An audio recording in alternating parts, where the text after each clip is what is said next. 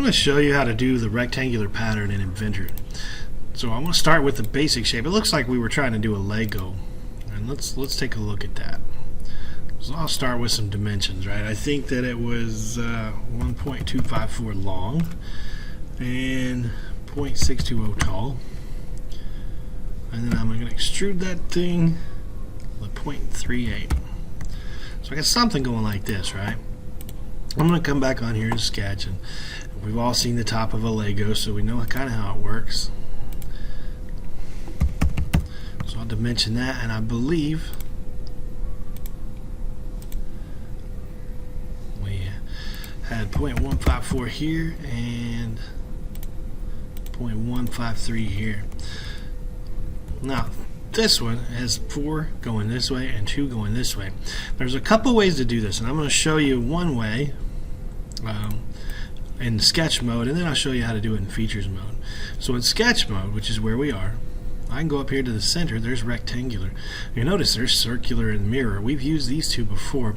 Rectangular, though, it's asking me to select the geometry. That's already clicked in, so I'm just going to click the circle. And for direction 1, I'll hit this. Notice it's got an arrow, and it put that circle way down here. I need to flip that and put it at least up here, and then the spacing, I'm going to have to change that. Try 0.25. That looks a little bit off, so I'll try 0.3, and that looks pretty good. While I'm here, I'll go ahead and do direction 2. Right? And I'll click one of these sides here. It put it over there this time, which is good. If it had put it in the wrong spot, there's the flip button.